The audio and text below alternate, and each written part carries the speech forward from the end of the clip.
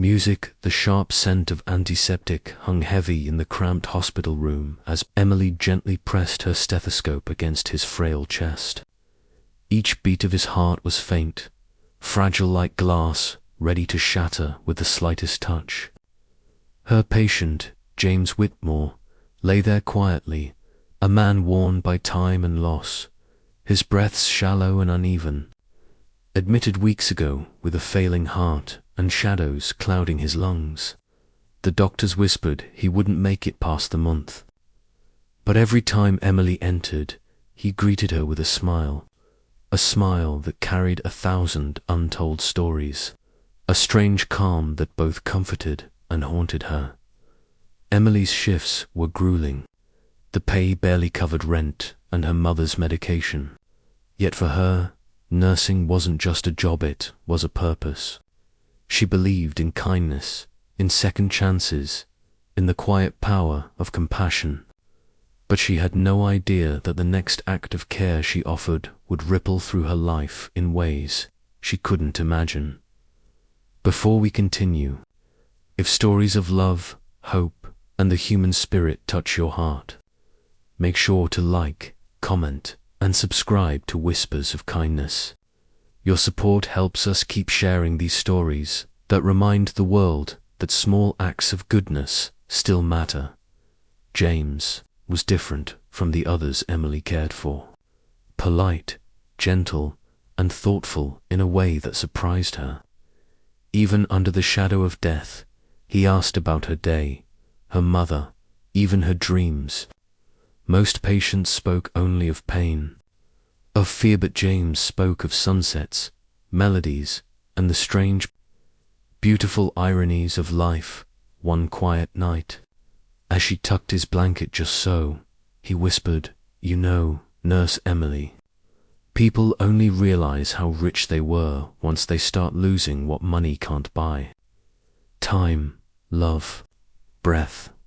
Emily forced a smile, though her eyes stung. "You sound like a poet, Mr. Whitmore." He gave a weak, humorless chuckle. "No, just a man who spent too long chasing the wrong kind of wealth." Emily didn't understand then what he truly meant. But even as she left the room, a feeling had settled in her chest, something that stirred, something she couldn't yet name. He reminded her of someone she had lost long ago, someone who had left behind a quiet ache in her heart. Emily thought of her father often, how he used to say that kindness was the only currency that never lost its value. Days blurred into weeks. James grew weaker, his body fragile, but his spirit stayed steady, almost defiant. Emily found herself lingering long after her shift ended, reading to him, bringing tea, listening to his stories that somehow made the hospital walls feel a little warmer. Whispers started circulating among the ward. Staff, a young nurse spending too much time with a dying old man. Emily didn't care. This wasn't pity. It was purpose. One quiet evening, James reached for her hand, his eyes catching the dim hospital light like something precious and fragile. "Emily," he said softly, "would you do something extraordinary for me?" Emily blinked, startled. "Anything, Mr. Whitmore? I don't have much time," he admitted, his voice trembling.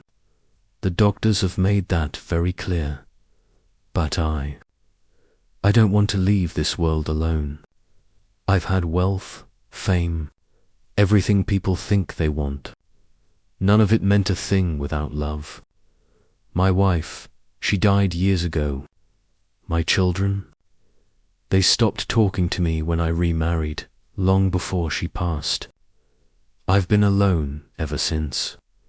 He swallowed hard, and his eyes glistened. "Would you marry me, Emily, just so I don't leave unloved?" The words hung in the air, heavy and impossible. Emily's heart raced. She wanted to speak, but nothing came. She knew this wasn't love, not yet. But could she deny a dying man a final wish? Could she turn away from the depth of loneliness in his eyes? The thought terrified her. Marrying a man she barely knew, a man whose time was almost up, it was unthinkable. That night, she sat by her mother's bedside, seeking guidance. Her mother, frail but wise, smiled faintly. "Sweetheart," she whispered, "sometimes God puts people in our lives, not to fix them, but to heal something inside ourselves. If your heart says yes, not from pity, but from compassion, that's the right answer." The next day, Emily returned to James's room, tears in her eyes, but courage in her heart.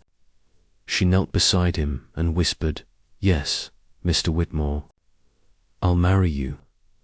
The hospital chapel was tiny, its stained glass windows catching the soft gold of the morning sun, painting the room in gentle colors. James wore a simple suit. Emily wore a borrowed white dress that hung loosely on her frame, yet she glowed with sincerity. Only a few nurses and the chaplain were there to witness the quiet ceremony, exchanging vows in hushed voices. There were no rings, no music, no family cheering, just as souls finding a moment of peace in a world that had often been cruel to them. When the priest pronounced them husband and wife, James reached for her hand. His fingers were cold and trembling, but his eyes shone with an almost miraculous calm. "Thank you, Emily," he whispered, voice soft as a breeze. "You've given me more than you'll ever know." In the days that followed, Emily never left his side. She read poetry aloud, hummed gentle tunes, and held his hand through the long, quiet nights. She had never known such intimate connection, not romance, not promises, just a deep, wordless understanding. In that fragile space, love existed in its gentlest, most fleeting form. Then, one stormy night, as thunder rumbled across the sky, James stirred and squeezed her hand faintly. "Promise me one thing," he murmured, voice almost lost beneath the rain. "Don't let the world make you hard. There's beauty in your kindness. Protect it." Before she could answer, his hand went limp. The heart monitor's steady beep faded into silence. Emily's world cracked open. She held him close, tears streaming, whispering, "You're not alone." Not anymore. Days later, Emily returned to her small apartment, numb and hollow. Her co-workers whispered behind her back, calling her foolish a nurse who married a dying man. But to Emily, it hadn't been foolish. It wasn't foolishness. It was humanity. A week later, a knock came at Emily's door. She opened it to a sharply dressed man in grey. "Mrs. Whitmore?" He asked gently. "I'm Mr. Langford, your husband's attorney. I'm here for the reading of his will." Her husband's will. Emily blinked, confused. James had told her he was just an old, retired teacher at the lawyer's office. Emily sat quietly as the letter was read aloud. "To my wife, Emily Grace Whitmore, the woman who gave me love when I had nothing left. I leave everything I have, my home, my assets, and the legacy of my heart. She doesn't know this, but I am James Whitmore, owner and founder of Whitmore Medical Holdings. I built hospitals, but forgot how to heal hearts until she reminded me." Emily's breath caught. Her eyes blurred with tears. She had married a man who was secretly a billionaire, the very owner of the hospital where she worked. Doctors, nurses, even the board, had unknowingly served the man she had loved purely for his heart. The lawyer handed her an envelope. Inside was a handwritten note. "My dearest Emily, if you are reading this, I'm gone. But please don't think this was a trick. I didn't tell you who I was, because I wanted someone to love me for the man I am, not for the fortune I built. You did that, and more. Use what I've left you not for luxury, but to heal others the way you healed me.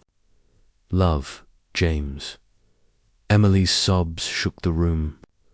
The man she had known as frail and dying had left her an empire not as a reward, but as a responsibility. She didn't move into the mansion he left behind. Instead, she transformed his wealth into something far greater. Free clinics for struggling families, scholarships for nursing students, and care centers for the elderly. She named it all the Whitmore Grace Foundation. Every hallway, every smiling patient carried a memory of him late at night. She sometimes sat by a patient's bedside, holding their hand through silence, just as she had with James. She understood, finally, what he had meant when he whispered, "Love is the wealth that never runs out." If this story touched your heart, don't forget to like, comment, and subscribe to Whispers of Kindness. Every click helps us share more stories of love, sacrifice, and the quiet beauty of compassion. Years later, Emily watched children laughing and running through the hospital gardens her foundation had built. She whispered softly, "You were right, James. The richest people are the ones who give love freely." And in the soft hum of the wind, she swore she could hear his voice, comforting her as it had always done.